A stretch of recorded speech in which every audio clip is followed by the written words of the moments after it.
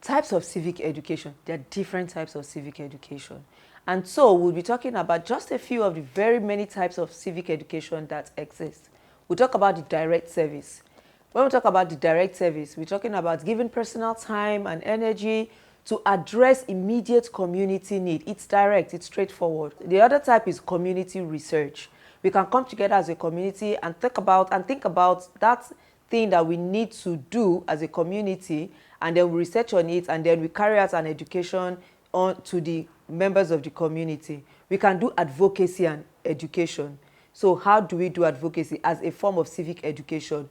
We would identify an issue, advocate on the issue, and educate people on the issue.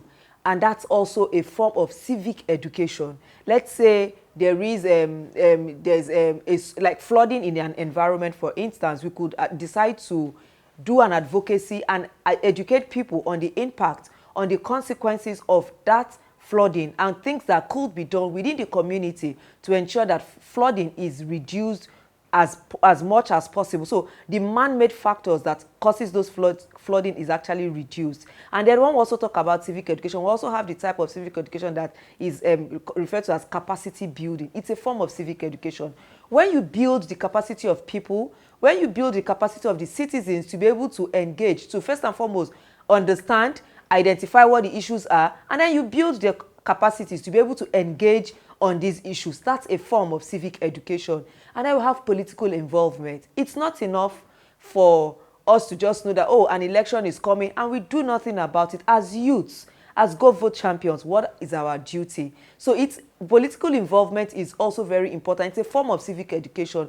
If you have good understanding of the political terrain, a very objective and understanding of the issues, and you're able to objectively participate, belong to political parties, be card-carrying members of political parties, or just have your voting cards. It's all about political involvement. And you're also able to carry people along, educate people, and you're also able to talk to people that, oh, there's a candidate, or there are 18 electoral political parties. Of the 18 political parties, this number of people are vying for presidential position, or in your particular community or state, you identify the number of people vying for this position of the governor, governorship candidates, state houses of assembly members, house of, all of this. They are all parts of when we talk about political involvement. And we have social responsibility. Socially, so we can also say when we are socially responsible, and it's also part of civic education. We do things the right way. You are in a community and you do not, for instance, take dirt from inside your house and then you dump it in the drainage in your area, and then you live by example. It's also a form of civic education. Personal and professional behavior is a form of civic education. Philanthropic giving is a form of civic education. Participation in an association is a form of civic education.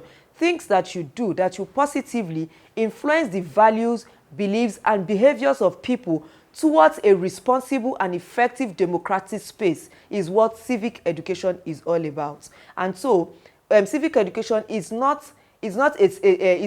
something that you have to do in a particular way. You can engage in civic education using different strategies, different methods. And so we have listed different types. We've talked about social responsibility, philanthropic giving, and participation in association as one of the various types of civic education.